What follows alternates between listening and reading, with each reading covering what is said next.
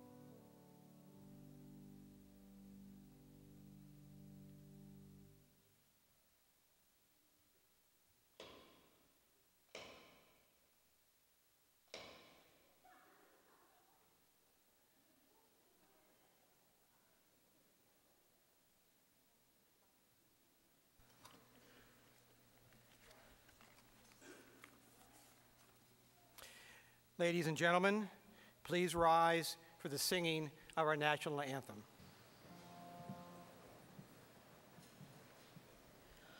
Oh, say, can you see by the dawn's early light what so proudly we hailed at the twilight's last gleaming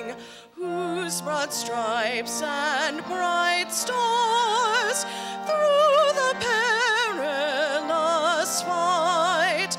O'er the ramparts we watched were so gallantly streaming, and the rockets' red glare, the bombs bursting in air, gave proof through the night that our flag was still there.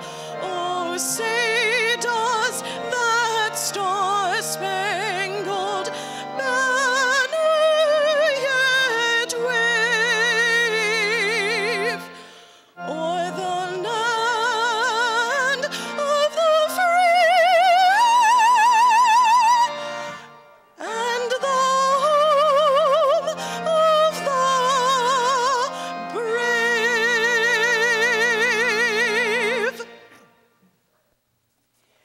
All right.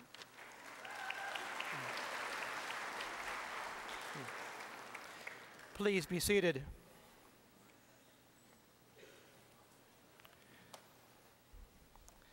Good evening. On behalf of the College of Creative Arts, it is my honor and pleasure to welcome you to our 2011 commencement. To our graduates, this is your time. You have earned the privilege of being here today. Congratulations. Enjoy these moments and impress them upon your hearts. There is also another group of very important people with us this evening. These are your parents, step-parents, and guardians. Those loved ones who have encouraged your success, prayed for you, and sacrificed, perhaps in ways unknown to you, so that you could be here this evening. So speaking to these wonderful group of people, on behalf of the College of Creative Arts, we thank you for all that you have done to support the education of our graduates, and by so doing, help to ensure that the arts will have a bright and engaging future for generations to come. May I ask the parents, step-parents, and guardians of our graduates to stand and be recognized.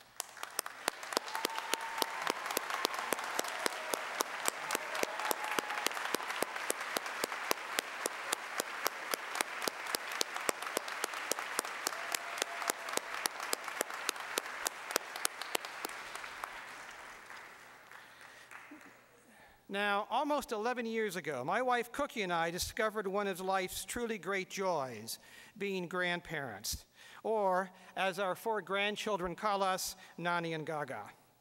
In talking with our students, I have come to know that they often share a very special bond with their grandparents.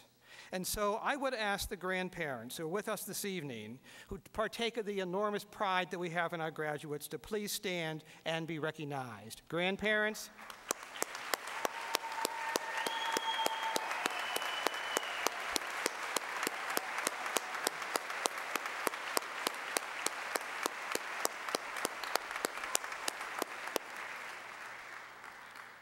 Our faculty is a remarkable group of talented artists, academicians, and educators.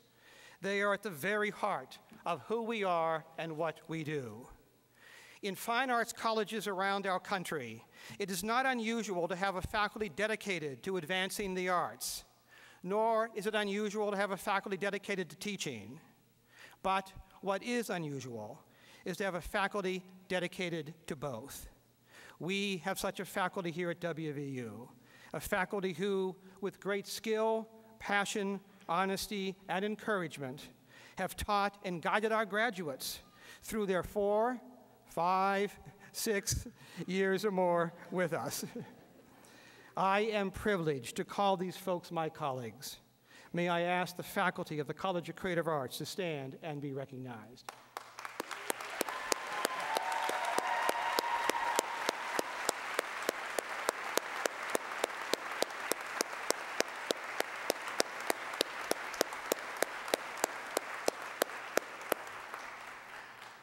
Thank you. And there is another group of professionals whom we are very fortunate to have with us every day in this Creative Arts Center.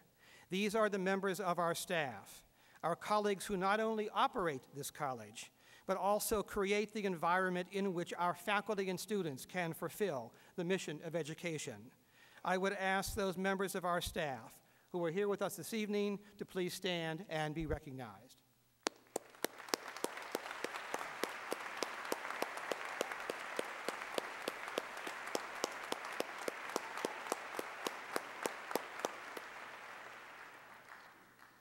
Thank you. It is a pleasure for me to welcome our Associate Dean, William Jamie Windsor, to the lectern.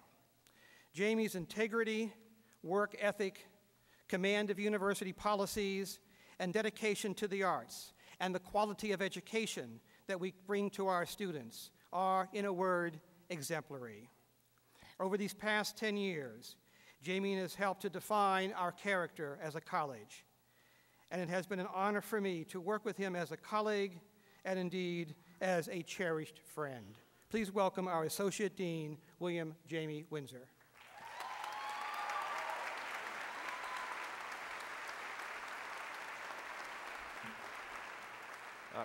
Good evening, graduate friends and family members of the class of 2011. It's always thrilling to be the opening act at one of these things, so bear with me. It's a tradition for the college to recognize one graduate from each division as the outstanding senior from their program. From these 3 seniors, we also recognize one of them as the overall outstanding graduate from the college. This evening, it's my pleasure to announce the recipients of these distinguished awards. I ask that the following 3 seniors please come forward and join the dean and chair Long at the center table and remain on stage until the completion of these awards. Matthew Webster,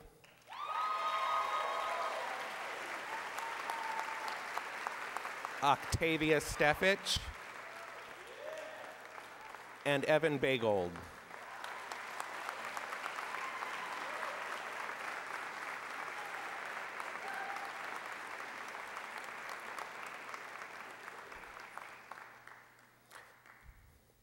The outstanding senior from the Division of Art and Design is Octavia Steffich. Octavia has been an unflappable and positive presence in the division's senior graphics studio.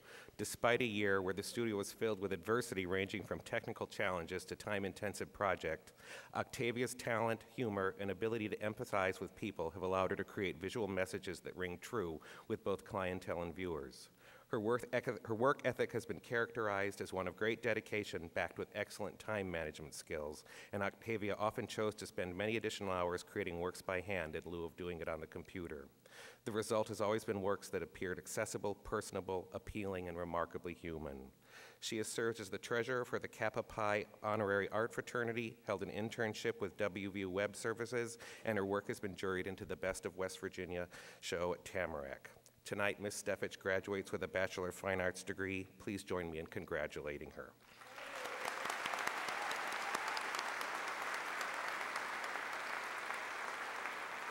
The outstanding senior from the Division of Theater and Dance, yeah, good, okay, is Matthew Webster. Matthew is a senior BFA acting major in the Division of Theater. As a performer with the division, Matt's main stage roles have included Tom Joad in The Grapes of Wrath, Rosencrantz in Hamlet, Billy Boy Bill in Urinetown the Musical, Soldier No. 2 in The Love of the Nightingale, and Matt has also been part of the Lab Theater season with such productions as Backstory and The Pillow Man.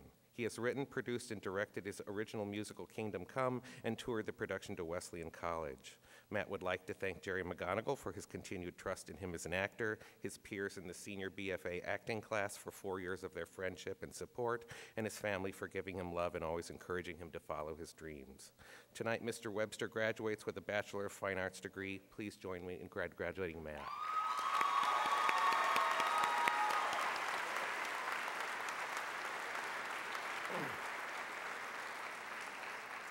The outstanding senior from the Division of Music is Evan Baygold. Born in Indianapolis, Indiana, and raised in Morgantown, tonight Evan graduates as a music composition and trumpet performance major. His compositions have been played by the WVU Wind Symphony, Chamber Winds, Percussion Ensemble, and other smaller chamber groups. His piece, Oscillation, written for 18 handbells and electronic accompaniment, was selected to be performed at the 2011 National Seamus Conference in Miami, Florida. In 2011, he also had the honor of having his piece, Follies for Orchestra, read by the Pittsburgh Symphony Orchestra. In addition to writing music, Evan has been active in rehearsing and conducting a number of ensembles in the division, and he was voted the Outstanding Senior Marching Band member in 2009. After graduation, Evan will continue his studies in music composition as a graduate assistant at Central Michigan University. Tonight he graduates with a Bachelor of Music degree. Please join me in congratulating Evan.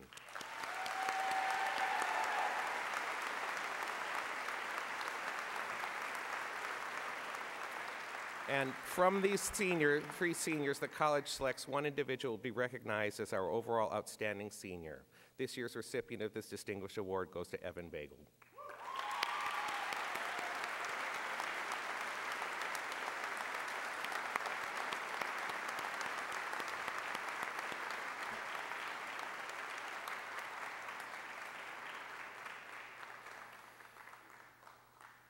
Okay.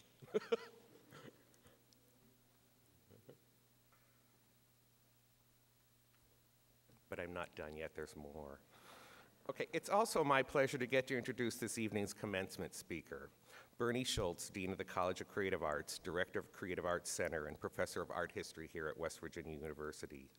For those of you who don't know Bernie, and that means you were probably never caught doing anything truly horrible enough to be sent to the dean's office, let me give you some information from the biographical statement that he shared with me.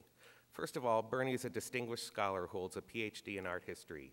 He is the author of Art Anatomy in Renaissance Italy and co-author of the textbook Art Past and Art Present, now published in its 6th revised edition. Bernie's scholarly works also include the Pedagogical Study Guides for Art History, and in 1991, Bernie curated an exhibition and co-authored the catalog on faculty women artists at West Virginia University and the chapter Art Studies in America at the beginning of the 20th century in the book Blanche Lazelle, The Life and Work of an American Modernist. As an educator, Bernie has been recognized as a distinguished teacher, and in 1997 he received the Neil S. Bucklew Award for Social Justice at West Virginia University. In 2006, he was honored with the Governor's Award for Leadership in the Arts for the state of West Virginia, and he currently serves on the West Virginia Commission of the Arts. However, what Bernie did not share with me perhaps are some of the more interesting aspects of his personality that I happen to know. And being the loyal assistant that I am, I of course just have to dish and share these with you now. He loves hamburgers, but loathes them on any kind of buns that have seeds attached to them. He is highly suspicious of any type of cuisine that is not easily reproduced or readily packaged by Kraft.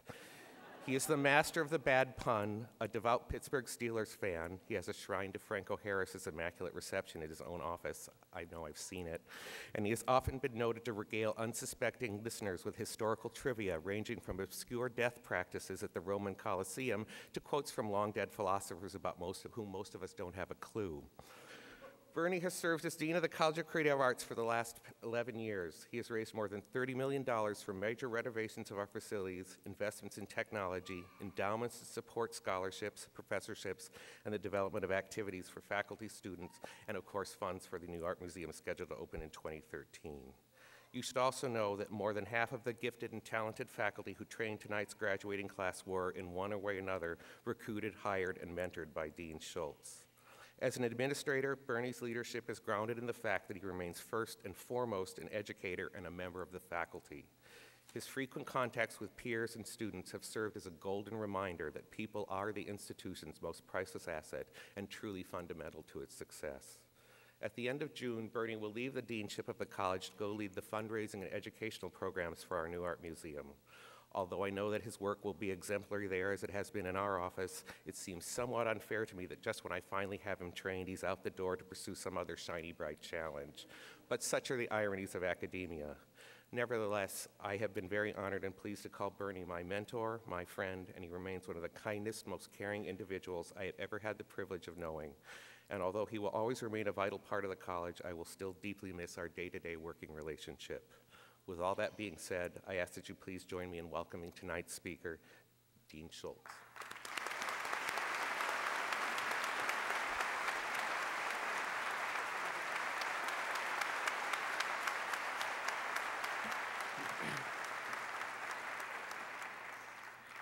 Jimmy, thank you for those two generous words.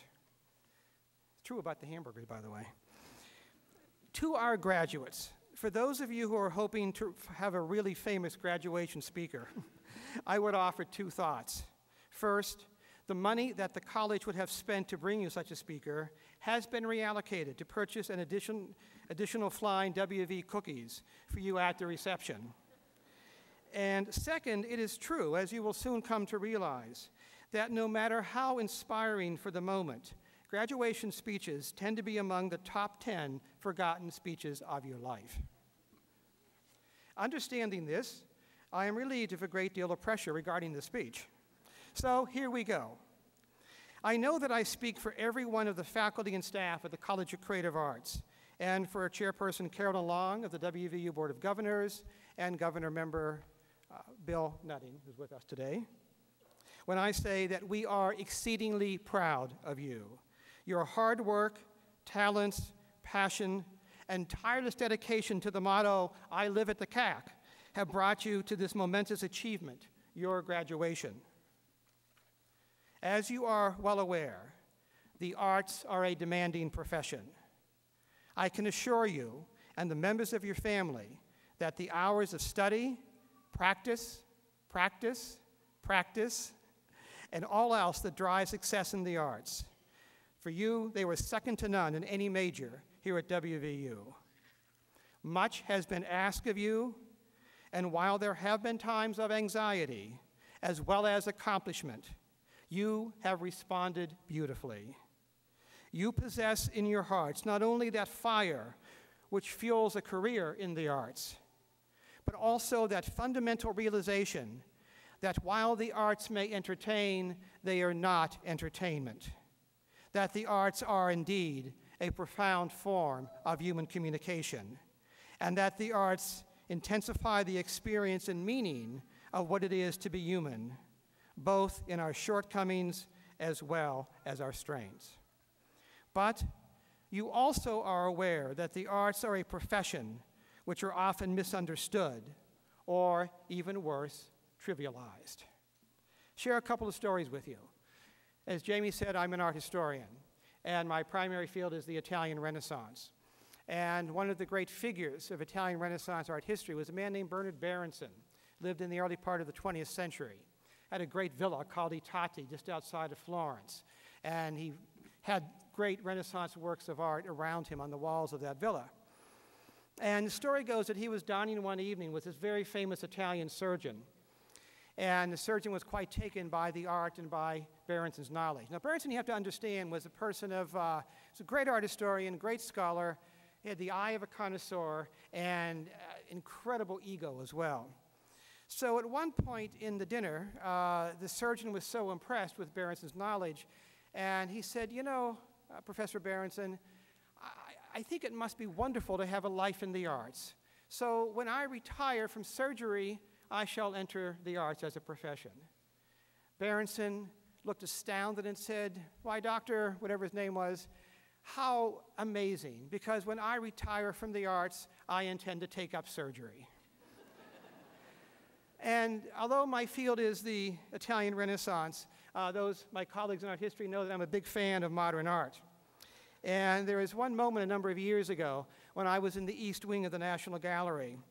And I was in a room that had an exhibition of Barnett Newman's 14 paintings, The Stations of the Cross. Now, these are a series of abstract paintings that basically have a sequence of black and white stripes running vertically on the canvases.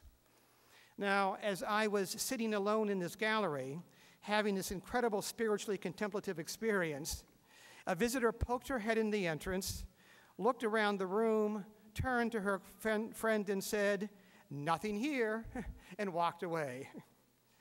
These stories and countless others that I know you could share with us as well speak to what we are up against, especially at a time when the arts are being devalued in educational systems across our country.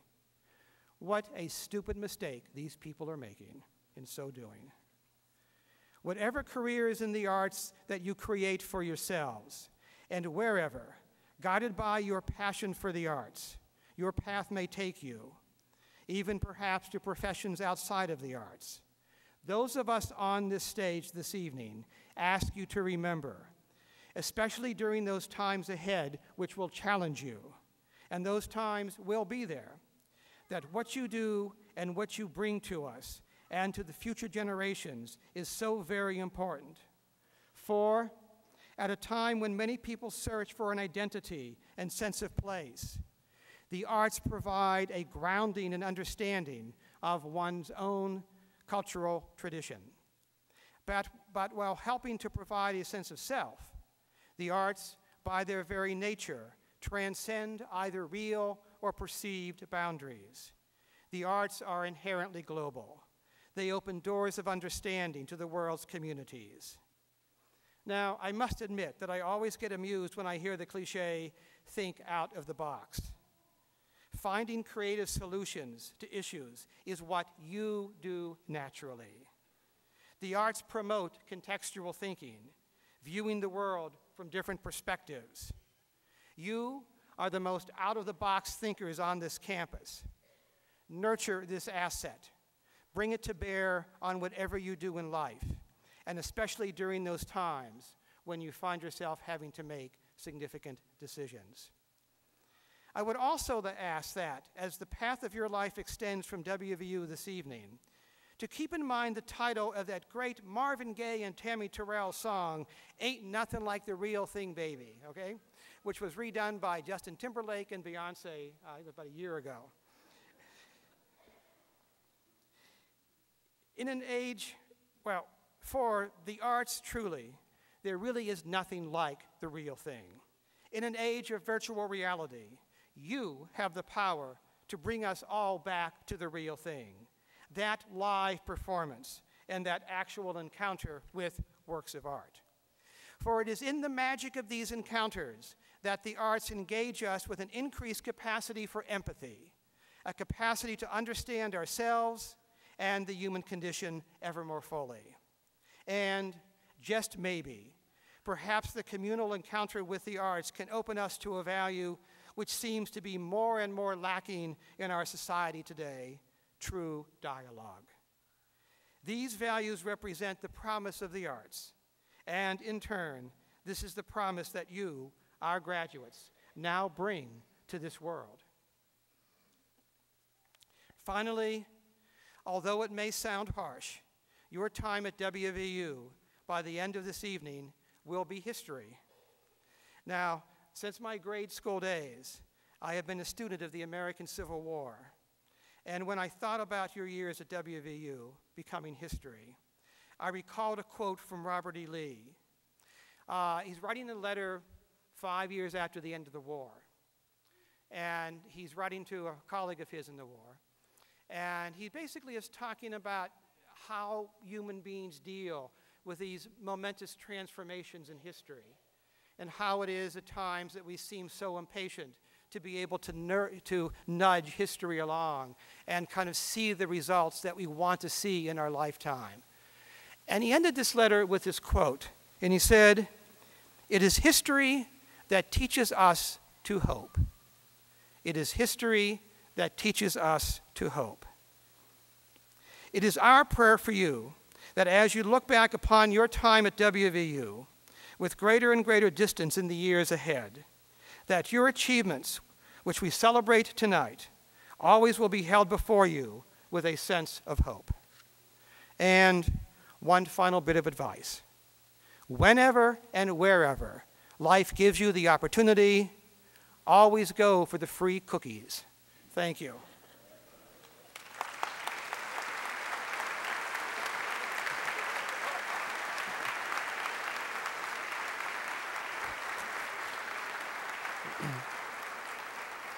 Thank you.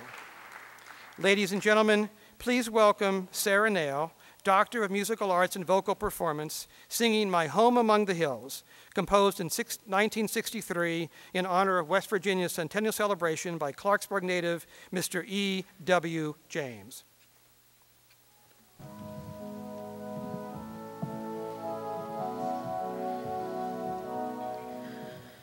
There's a land of rolling mountains where the sky is blue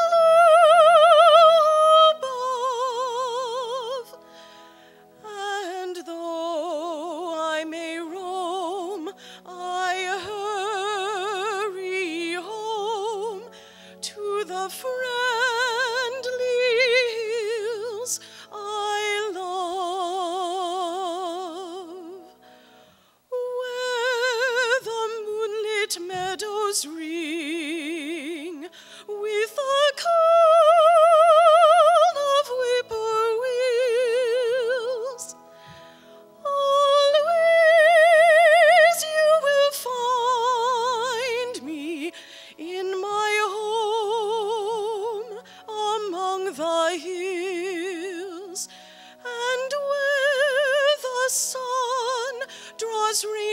lies in the mist of waterfalls and mountain rills. My heart will be always in the West Virginia hills. Their autumn hillsides are bright with scarlet trees, and in the spring the robins sing, while apple blossoms whisper in the breeze. And there is music in the flashing streams, and joy in fields of daffodils. Laughter through the happy valleys of my home. Among the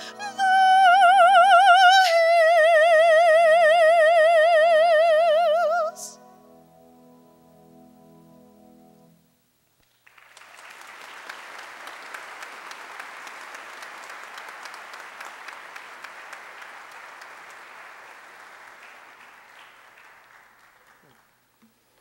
As has been noted, we are privileged tonight to have two members of our WVU Board of Governors with us. Mr. Bill Nutting. Bill, it's a pleasure to have you with us, sir.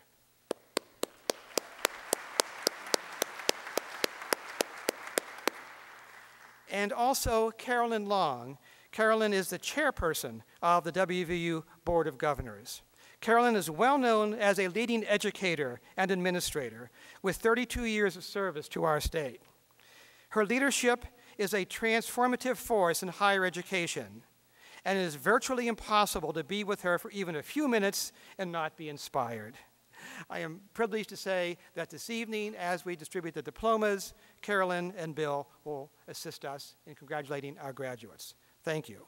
Now I ask to come to the lectern Professor Eve Falks of the Division of Art and Design, who heads our graphic design program. Eve?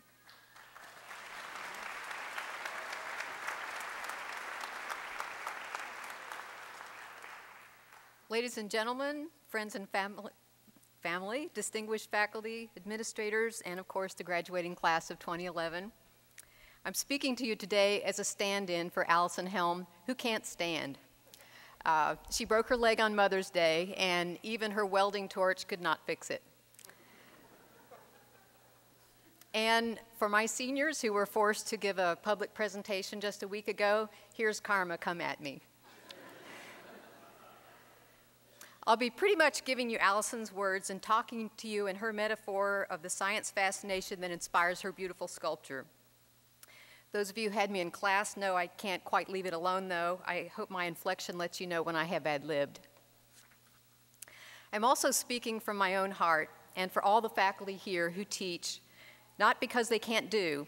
They're all required to be nationally known for their own creative research, but who teach because they love. You have to believe in and care about people in order to teach. You have to believe in them and in miracles sometimes. Like parents, we have to believe in you until you can believe in yourselves, at times a distance past graduation, so please keep in touch. So putting on my stilts and Allison's positive nature, here goes. It's my privilege to be here today to congratulate you for your great accomplishments.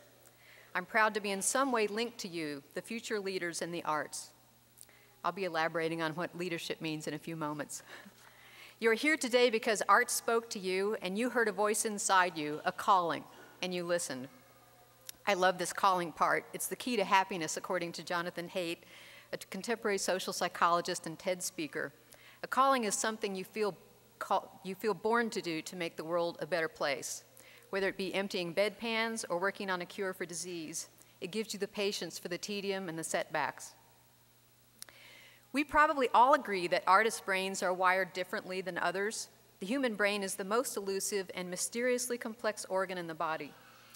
Pioneering methods and technologies that can generate digital images of brain activity have fueled unprecedented advances in neuroscience.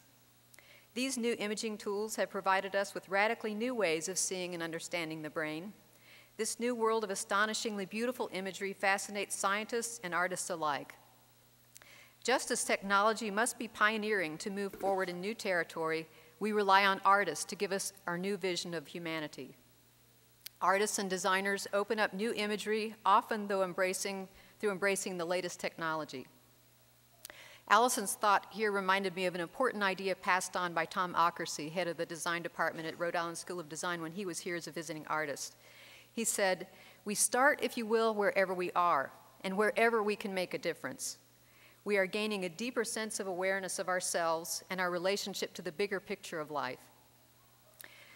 Austrian economist Fritjof Capra describes a growing global shift from a self-serving paradigm to a more integrative paradigm that will deeply affect and change our thinking and valuing. Notice that a Dutch designer was quoting an Austrian economist about changing values above those that govern what we overgeneralize as Wall Streets. In an America where the disparity right now between rich and poor are greater than in Ethiopia and Uganda, and greater than it has been in America since Fred Astaire and Ginger Rogers tried to take our minds off it in the Great Depression, you must be champions of fairness, using free speech and innovation to make it change. You must pay attention and use creative thinking on behalf of the other 90%. You likely won't be conflicted by being in the Fortune 500 anytime soon. What I love about the arts and design is that they touch the pulse of humanity. And empathy, as Bernie said, is playing an ever larger role in their contemporary practice.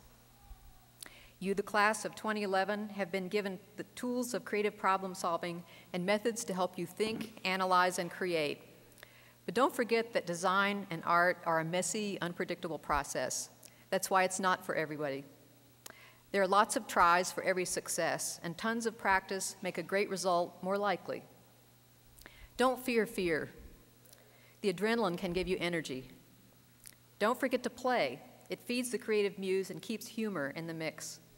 One has to be a partaker of life to be able to comment on it or improve its experience. Here's where that leadership thing comes in. Change is with us as a continuum now. It's amazing. It's fascinating. It comes, however, with a cost that affects the balance for good or ill. You, as leaders in art and design, need to keep aware of that context of change and help others understand it and embrace it while being cognizant of who is being steamrolled as it happens. Those affected are not numbers or objects, but people like those you love. You must be a voice for them and for the environment that sustains them and all of life. Your piece of it may be reminding others of the visual joy within our chaos, or of what is human in play, or in delivering empathy for another situation than a viewer was considering. If we have passed on anything in your time here, I hope it is that whatever is important to you, it's worth doing with integrity. That means using your ultimate work ethic to make it as accurate as possible, with the level of craft it demands, and in a budget that makes it possible. Those of you who have experienced the ancient Chinese culture or Italian artistic achievements firsthand in our study abroad programs know how those global customs mix with local traditions to make us all immigrants who influence each other. Witness Egypt jumping into the 21st century in 1 week. We now live creatively and productively wherever we want. Once we have made connections, we can work from anywhere. You no longer need to live in just 2 or 3 big cities to have a professional life in the arts. We have graduates from WVU working productively from wildly different contexts. One is producing ceramic ware that is shipped around the world from his rural studio in Arizona. Another is working in a museum in South America. Another is an animator in California, while still another directs a gallery in New York. Some are making Morgantown a better place. One teaches design teachers in Qatar. One whom you met this year as a visiting artist directs all the design for television at NBC. It's up to you to design your next step into the art world. Pursue your own path. As you head down this path, have perseverance and patience. Continue to be the inventor, and one day the investor in art. As you go forward this day, bless others through art as you have been blessed. Class of 2011, in the Division of Art and Design, please rise.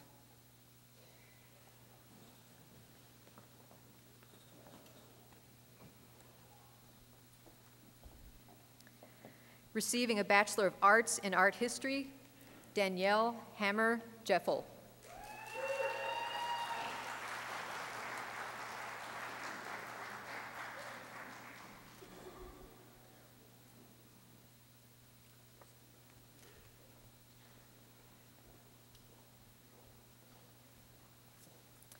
Julia Pearl Ryan, cum laude.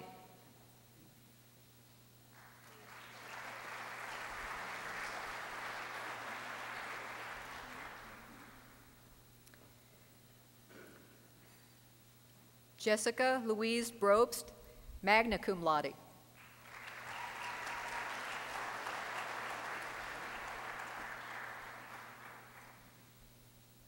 Clint Dale Fisher.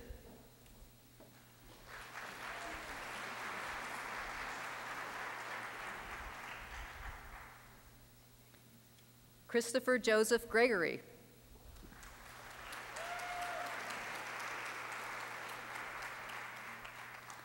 William Aaron Marple.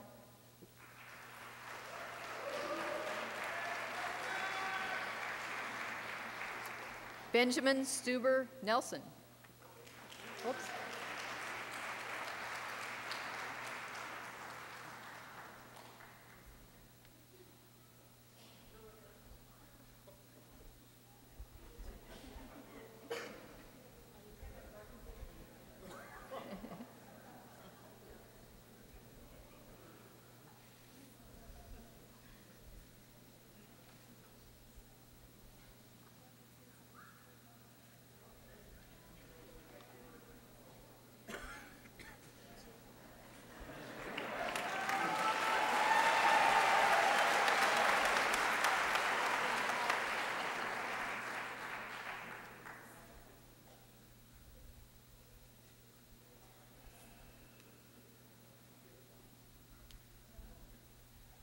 Nicholas Angelo Sakeli, magna cum laude.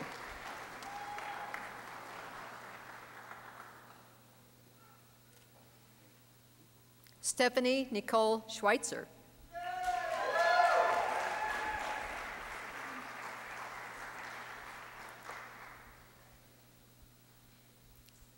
Lindsay Brooke Schaefer.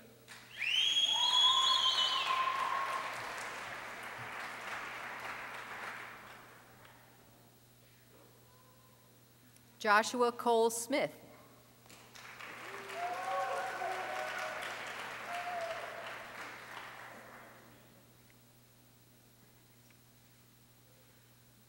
Octavia Ann Steffich, summa cum laude.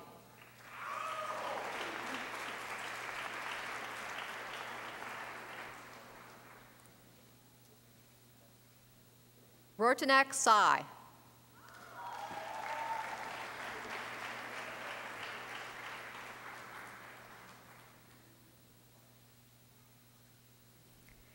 Alexandra Lauren Wayne, magna cum laude.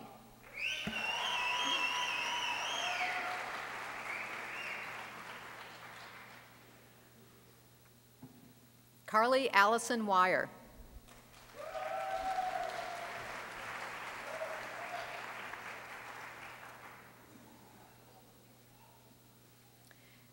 With a Bachelor of Fine Arts in Art and Design with certification, Emily Elizabeth Fertig.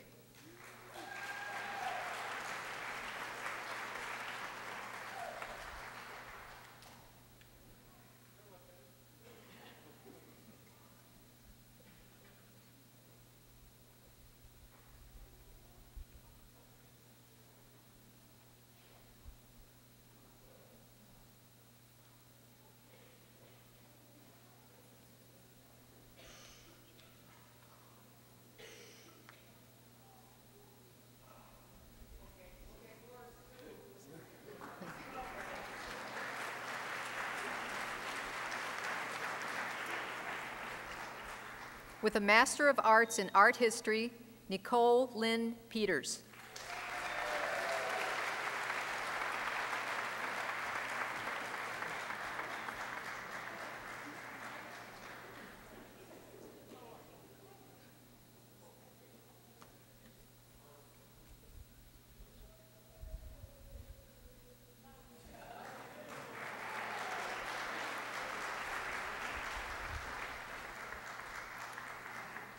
Also with a Master of Arts in Art History, Elizabeth Reininger.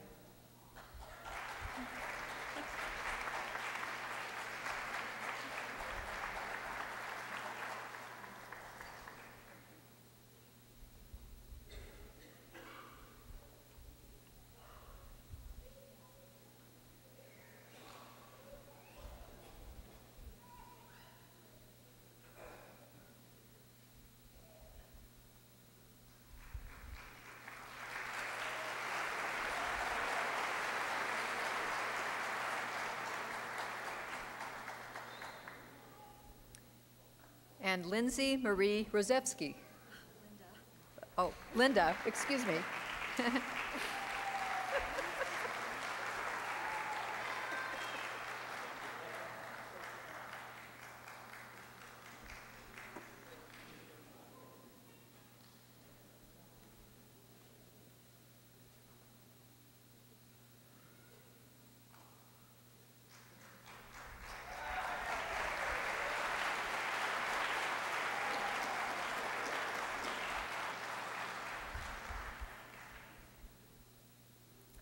Elizabeth Stoloff Veza.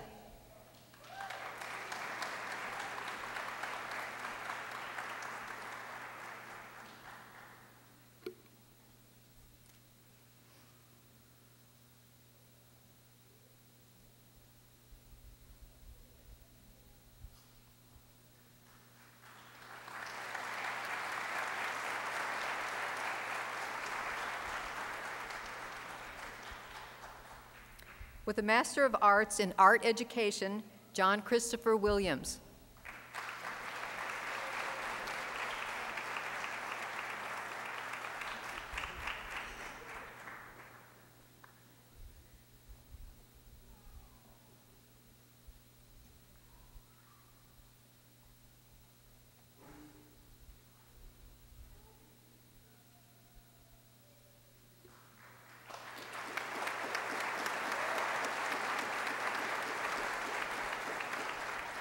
With a Master of Fine Arts in Art and Design, Ronald P. Hollingshead.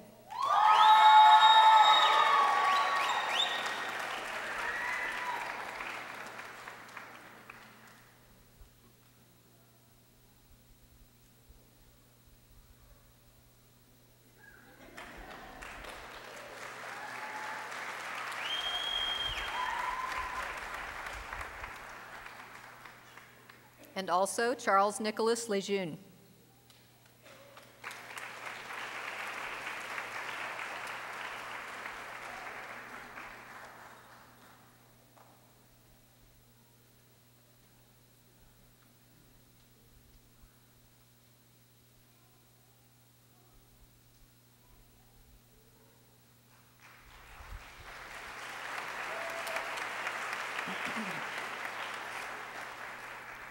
And finally, our Student Marshal for the Division of Art and Design, summa cum laude, Laura Nagy.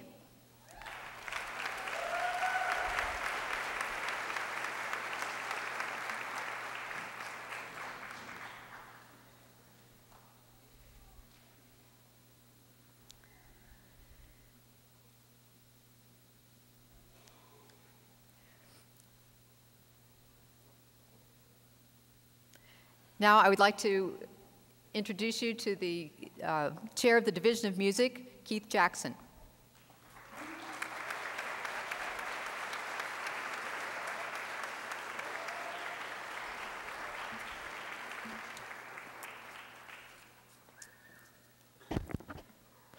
For the third or fourth time tonight, welcome to the family, friends, and guests of the class of 2011. To the class of 2011, congratulations. You are ending one important part of your life. In the long existing tradition of graduation speakers, I'm going to take the next 30 to 40 minutes of your life, covering all of the wisdom that you will need to have a fabulous life in the arts. But before I do that, I'll add a story. Before coming to WVU, I was in a brass quintet that did lots of gigs. One of these was at a private girls' school that had two sections, a high school and a two-year college that granted associate's degrees. Well, the president of this institution gave a wonderful speech for that high school graduation. Beautiful pacing, a message of hope and optimism. He even quoted the great Dr. Seuss, the book, Oh, the Places You Will Go. After the graduation, being inspired and naive, I told the rest of the quintet that this was a great speech, and I was truly impressed. Well, 2 hours later, for the college graduation, he gave the same speech. It gets worse. I heard him give the same speech twice a year, every year for 6 years. Now, why is this relevant to you? It's relevant because he didn't change. If there is one thing I do know is the case for today's graduates, it is that, as General Douglas MacArthur said, you now face a new world, a world of change. As 21st century artists and teachers, you are entering a world that is not only different than the one I entered many, many, many years ago, it is a world that is different than the one you envisioned 4 years ago. It is a world where people waste hours, not just on Facebook, but on Angry Birds. And for those of you who are not addicted, check it out, especially the soundtrack on Angry Birds Rio. It is amazing. Now, but part of the change we must embrace is that to make the rest of the world understand what we do and why we do it, it is our job, it's our task. So as you continue on this wonderful calling that was mentioned earlier, that has chosen you, by the way, that has chosen you. You didn't pick it, it picked you. Be willing to change your path while engaging in activities that allow you to focus on the love that drew you to this world. Figure out whether it's the love of art, the love of people, or the love of sharing. But always fall back on that love. Don't fall for the gig mentality that allows you to settle without trying to make a difference. You have to stubbornly cling to the primary ideals that made you want to share the arts with others. In my mind, you all need that dogged approach that is so memorably displayed in the movie Up. Now, several of you are laughing because you think I'm going to talk about Russell and his pursuit of Wilderness Explorer merit badges. Nope. I'm going to talk about my wife's favorite character, Doug. The gentle, friendly golden retriever who is easily distracted when someone says one word, squirrel, squirrel, squirrel. This happy mutt lives to catch a squirrel. And by the way, if you haven't seen the movie, you've got to check it out. It's amazing. Now, I'm not calling anyone who's graduating today a mutt, but I'm telling you this dog has some serious focus and ability to do the little things that matter. Focus on squirrels. Flying houses, grumpy old men, and angry dogs will not serve as long-term distractions because he's focused on the squirrel. Now for you, you have to stay focused on the love. That's your prime directive. So my primary charge to you is to stay focused on that prime directive, those ideals that made you want this life and made this life choose you. Figure out why you do that and share that information with others every chance you can. Now, if you just are thinking to yourself, man, he is rambling, I'm not going to remember any of this, let me then move into another grand old tradition, and that is sharing advice and copying from others. I'm going to give you the best advice that you've ever heard for the second time tonight. As an artist, times can be very, very difficult. You may go a long time between high-paying appearances, or for that matter, a long time between any paying appearances. So, when you're in an event and there is free food, eat it. Take seconds. Put some things into your gig bag. Grab it. These robes you're wearing, they hide a multitude of cookies. So now, with that in mind, with the class of 2011, led by our student marshal, Ju Young Lee, please approach the stage.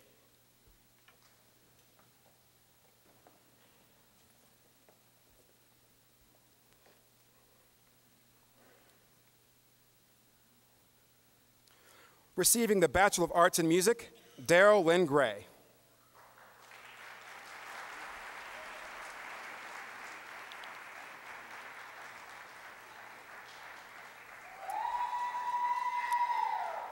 Magna cum laude, Danielle Nicole Martinez.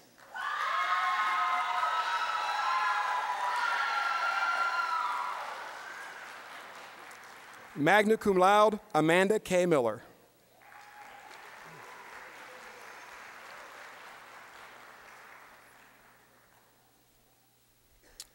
Magna cum laude, Elizabeth Jean Parrish.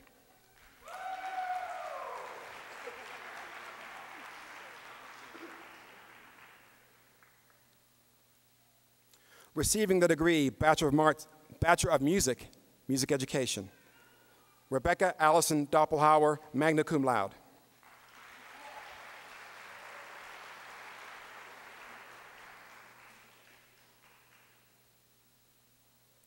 Rachel May Ferguson.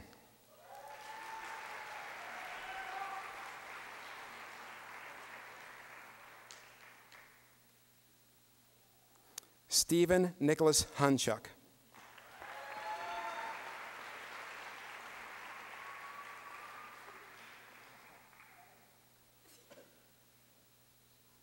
Martin Riley Johnston.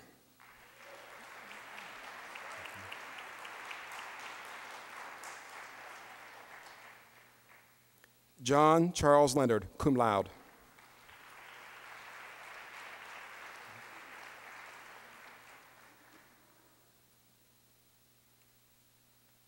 Ashley Brooke Poole, magna cum laude.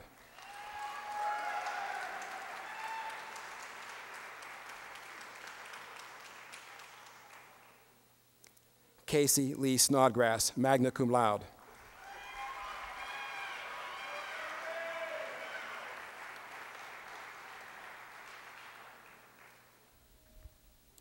Zachary Thomas Snyder, cum laude.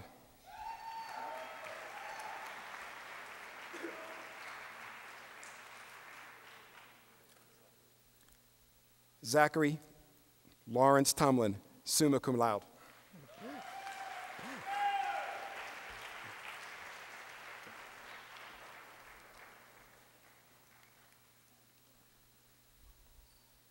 Receiving a degree, Bachelor of Music, Performance, and Composition, Evan Thomas Bagold, magna cum laude.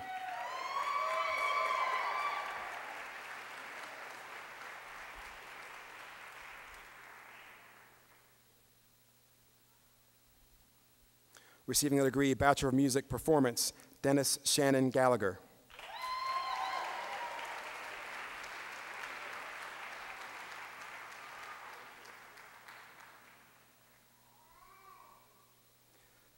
Mary Joanna Grisso, magna cum laude.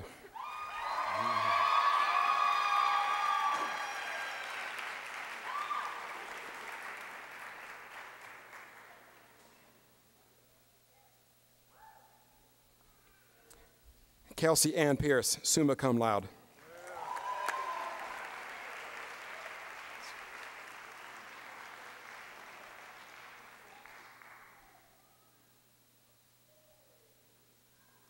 Steve He-Shu Shin.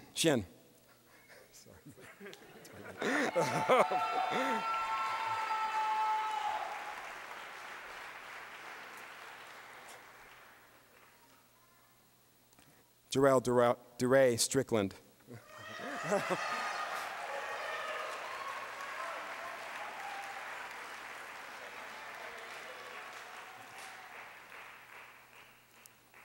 Yanti Yap, magna cum laude.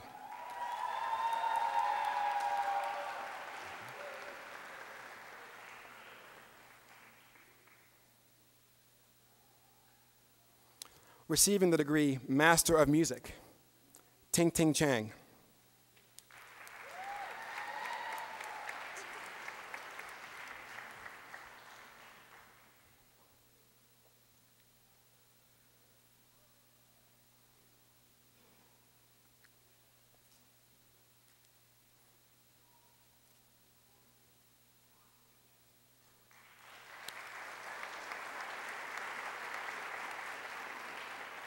Crystal Marie Frizel.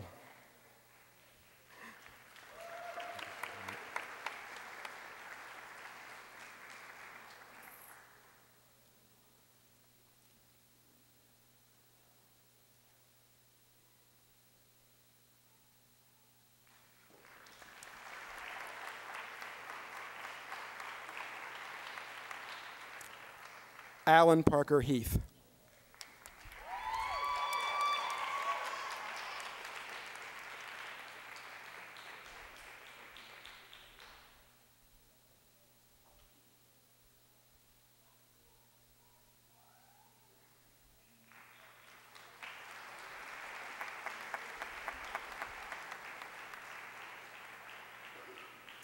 Susanna Record Raymer Lauer.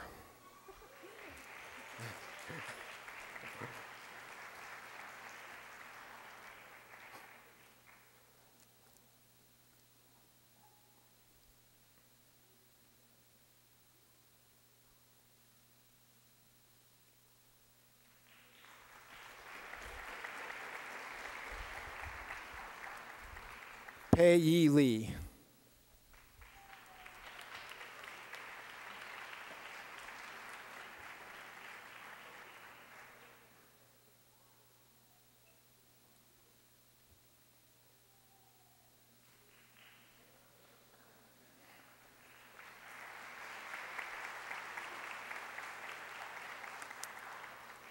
Andrew Joel Neldon.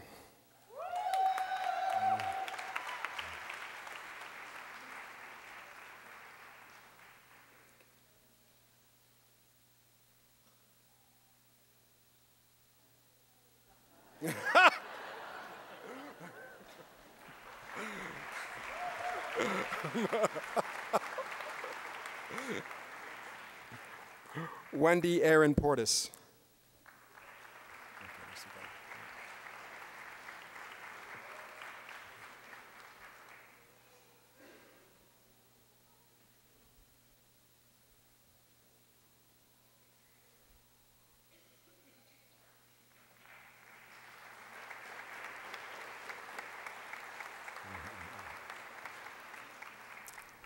Rachel Elizabeth Weiss.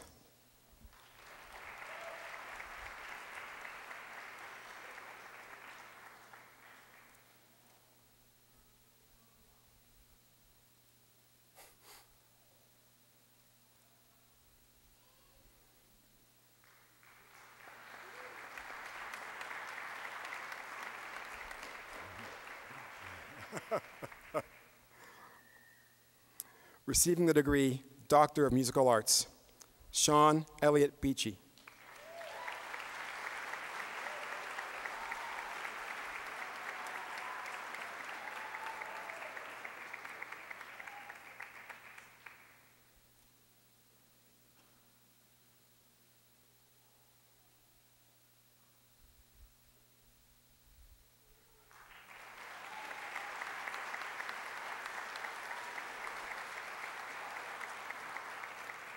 Amy Moontide Galbraith.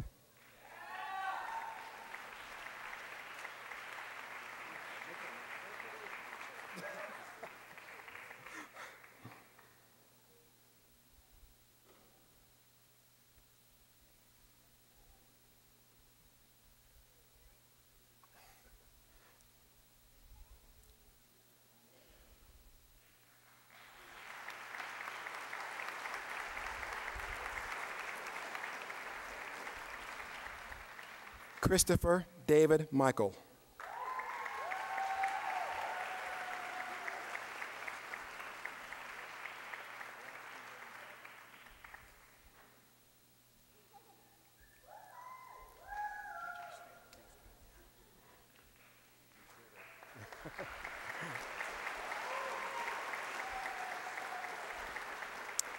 David Joseph Rudari.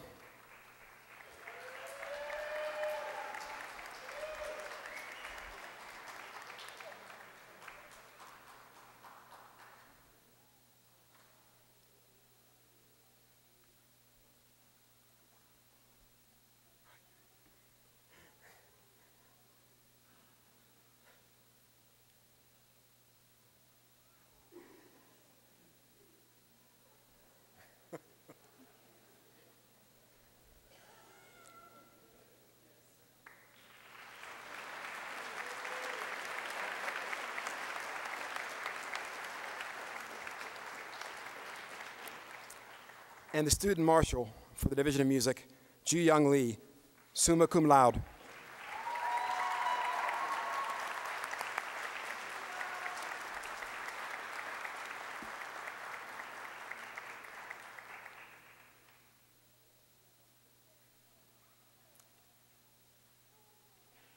Now I'd like to introduce my friend and colleague, Josh Williamson, the chair of the Division of Theater and Dance.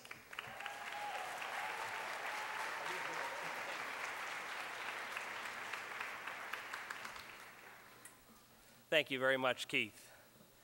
My name is Joshua Williamson, and it is my honor to serve as the chair of the Division of Theater and Dance. Before I announce tonight's graduates, I have to admit something's been bothering me, been gnawing at me. See, the arts have been in the news a lot lately, specifically the public funding of the arts. It's easy to feel discouraged when all you see is CNN reports again and again. Earlier this week, Governor Sam Brownback of Kansas defunded the Kansas Arts Commission.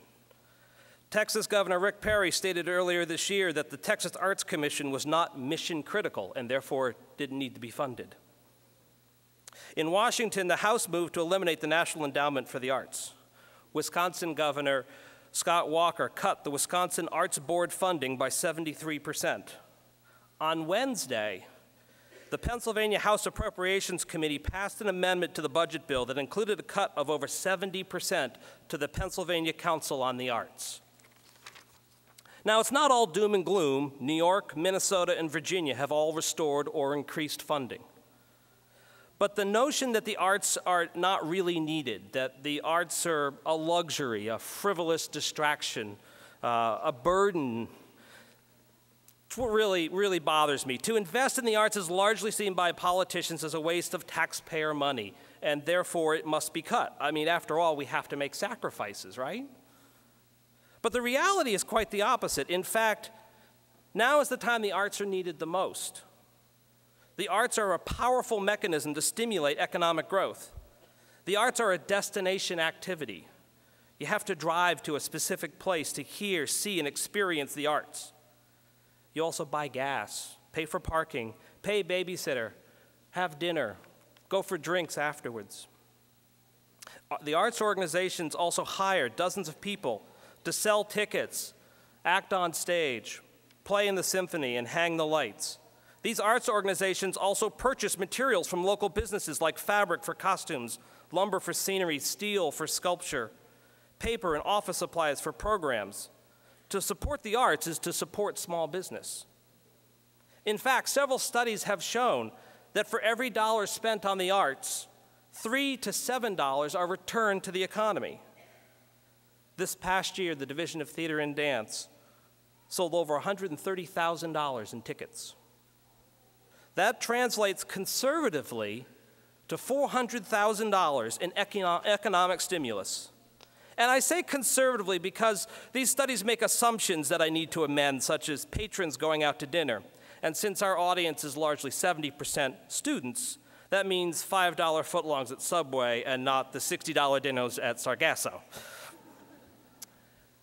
But that's an almost $500,000 contribution from our little band of artists. So don't get discouraged when politicians race to cut the arts funding.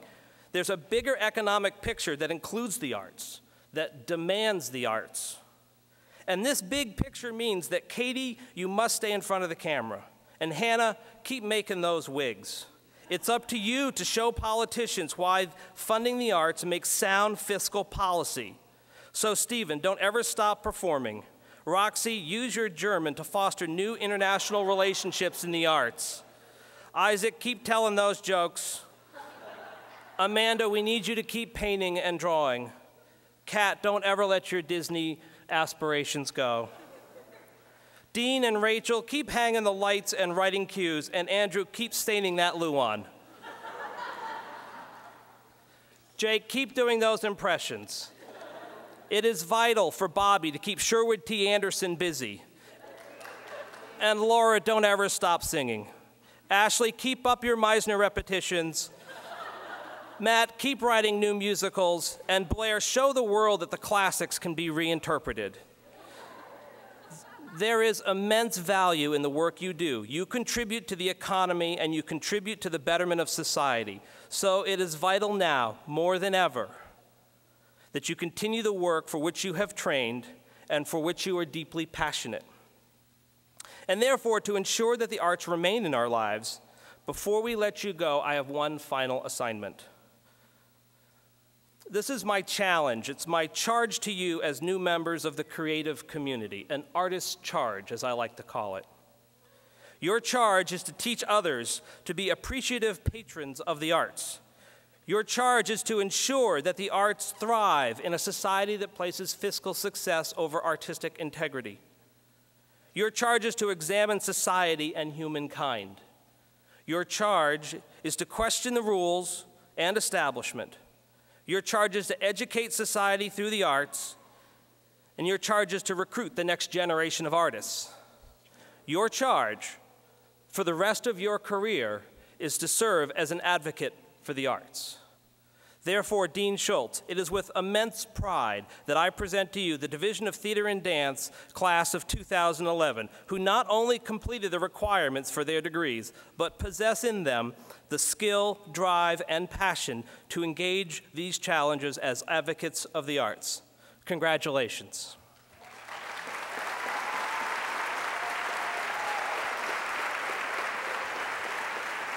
And I would now invite the class of 2011 to approach the stage, please.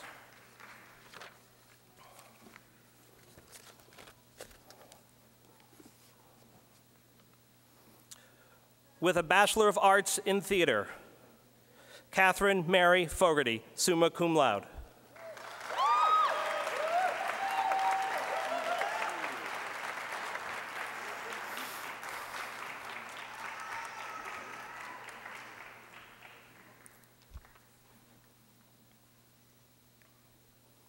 With a Bachelor of Fine Arts in Theater with an acting concentration, Stephen Ellsworth Bell, magna cum laude.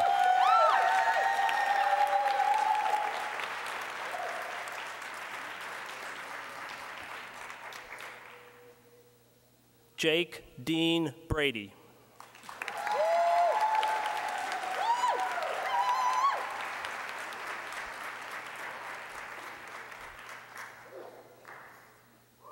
Sarah Roxanne Hauserman, summa cum laude.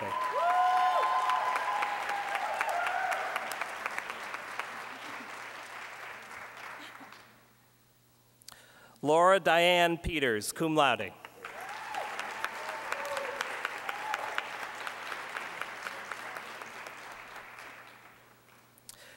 Ashley Elizabeth Shade.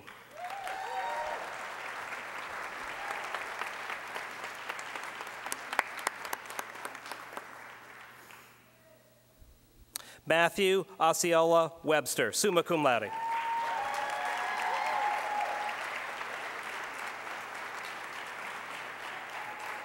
Blair Mackenzie Wendell, cum laude.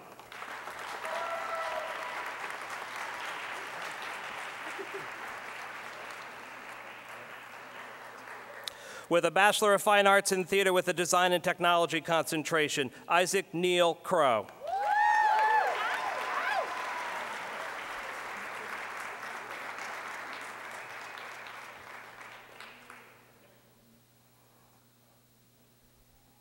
Rachel Ann Fraley, magna cum laude.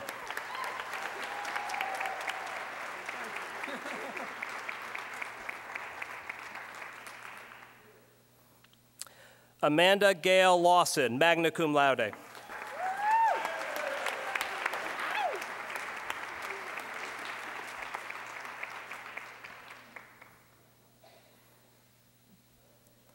Dean Earl Wright IV, cum laude.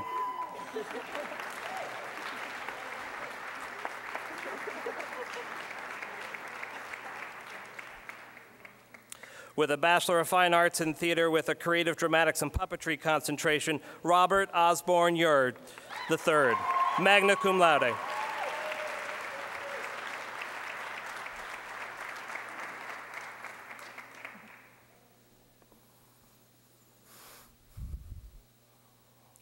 With a Master of Fine Arts in Theater, Andrew Kevin Muggenberg.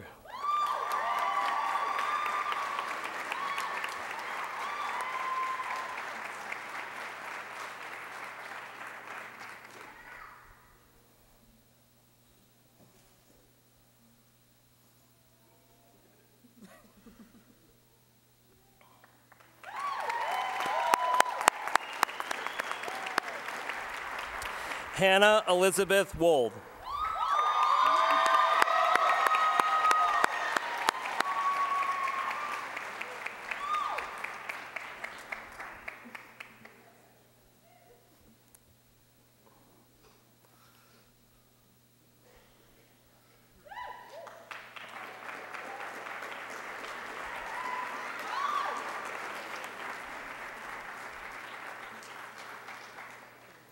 And the Student Marshal for the Division of Theater and Dance with a BFA in Theater with an acting emphasis, Katarina Dina Whitmarsh, summa cum laude.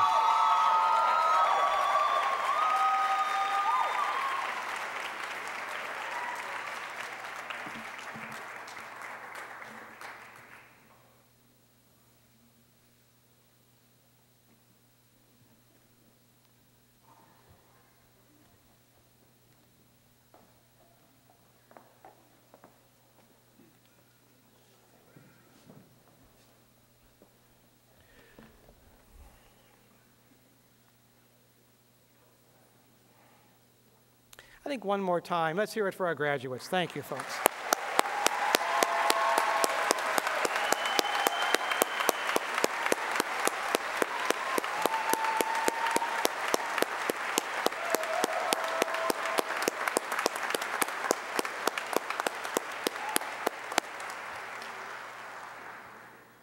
I would now like to ask WVU Board of Governors Chairperson Carolyn Long to lead the conferral of the WVU degrees. Carolyn?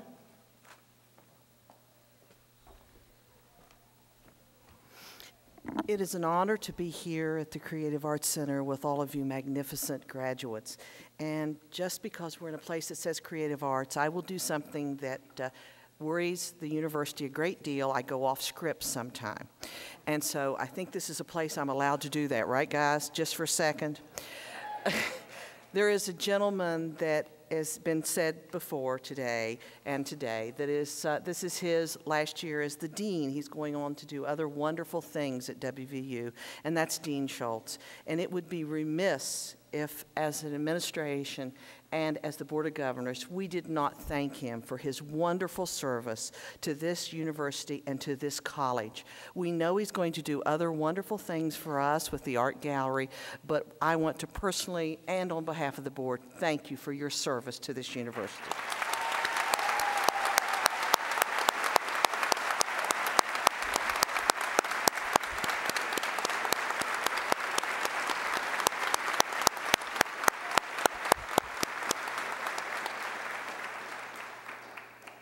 Now everybody can take a deep breath. I'll go back to the script. Will the candidates for the College of Creative Arts please rise?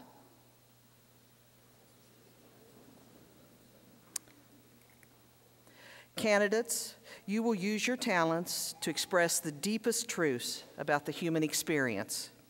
Your passion for expressing yourself creatively and sharing your unique vision with others will help you transform lives through education, art, and scholarship.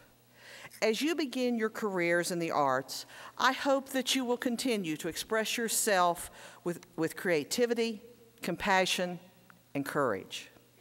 As West Virginia University graduates, always aspire to put your education to work for exploring our world's greatest problems.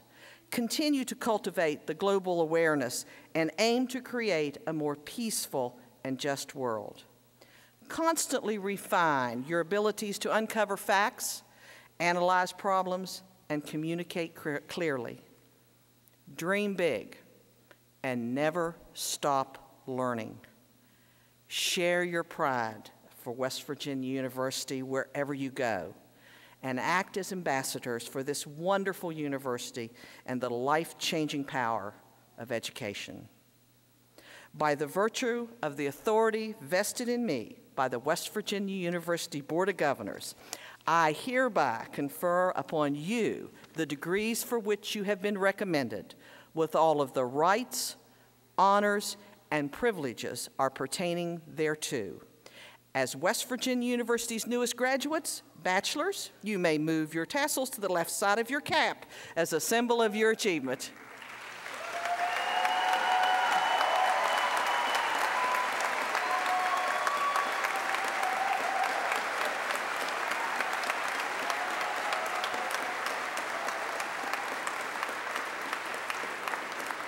Let's congratulate everyone, parents, friends, grandparents, and graduates. Congratulations.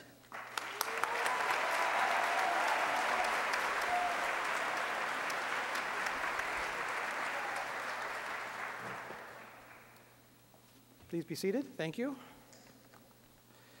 And now, please welcome to the lectern Professor of Music Education, former chair of the division, Dave Bess. Thank you. Dave?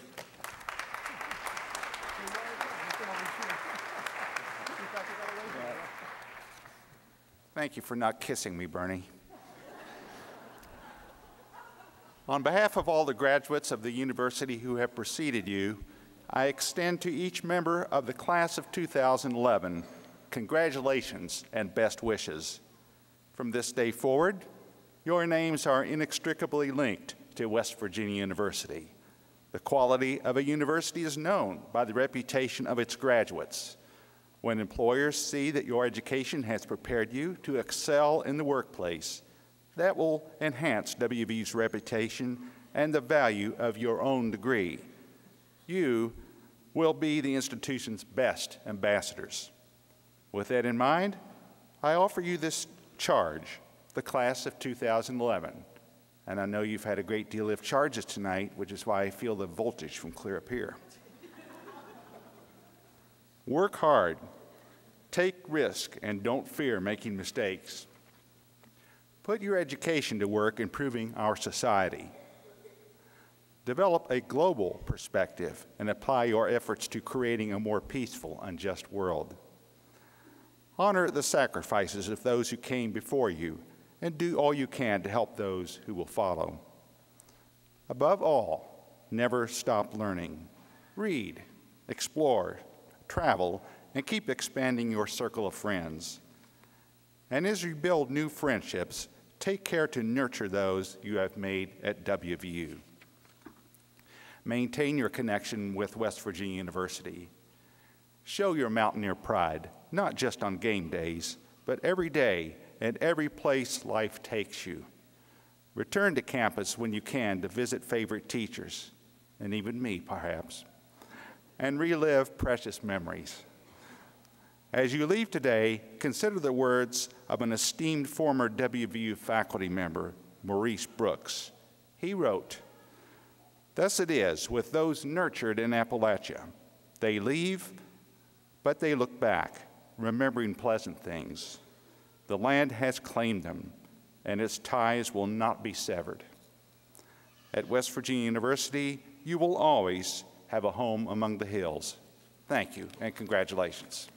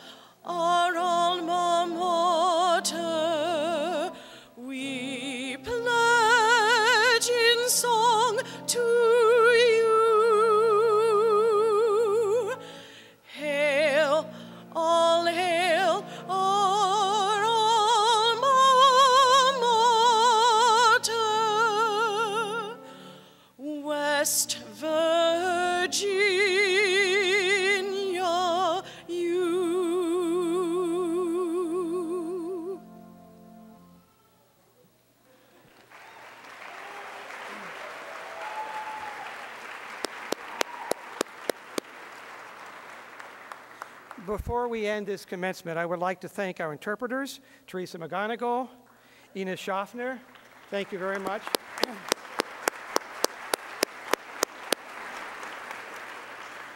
Our facility staff here in the Creative Arts Center, Mark Oreskovich, Mark Price, Peter McCumber, Brian Smith, And I would ask you to join us now for the reception in the Douglas O. Blaney lobby, and I would ask you to remain by your seats while the platform party exits the stage. Thank you. God bless you.